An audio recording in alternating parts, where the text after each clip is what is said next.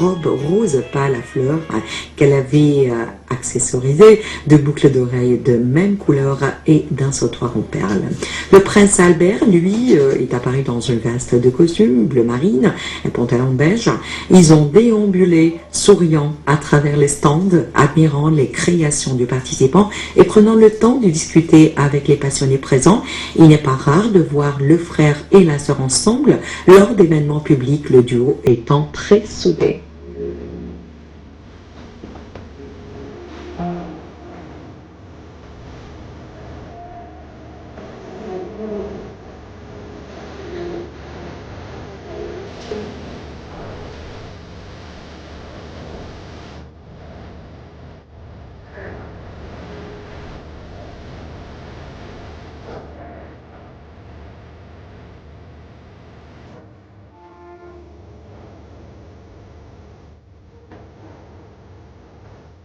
دينا عبد المجيد، رئيس الشبكة الثقافية ومذيعة في البرنامج الأوروبي.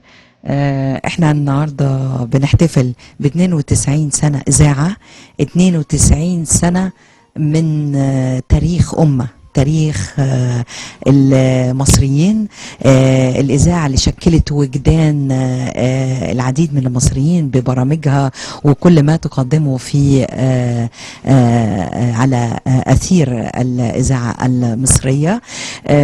والشبكة الثقافية مكونة من ثلاث إذاعات متخصصة. الإذاعة الأوروبي اللي بدأ مع الإذاعة المصرية سنة 34 في نفس اليوم، اتفتحت الإذاعة المصرية واتفتح البرنامج الأوروبي معاها. فطبعا البرنامج الأوروبي هو الجسر اللي بيربط مصر بالعالم، اللي هو الانفتاح على الثقافات وتوصيل صوتنا وصوت مصر لبره.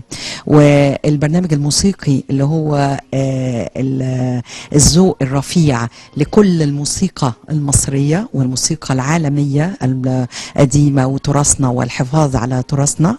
والبرنامج الثقافي اللي هو منارة الفكر، لأنه هو اللي منه ظهر أو ألقينا الضوء على كل المبدعين والمفكرين المصريين والعرب وكل والعالم كمان، لأن البرنامج الثقافي كمان بيذيع الدراما العالمية، فبنعرف كمان المصريين بكل الدراما العالمية وكله بالفصحى.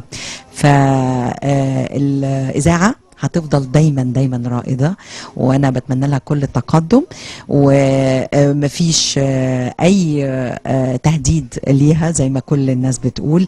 الاي اي والتكنولوجيا ده هيكون دايما في خدمة الإذاعة، ودايما هيكون ساند ليها وليس هيحل محلها ابدا.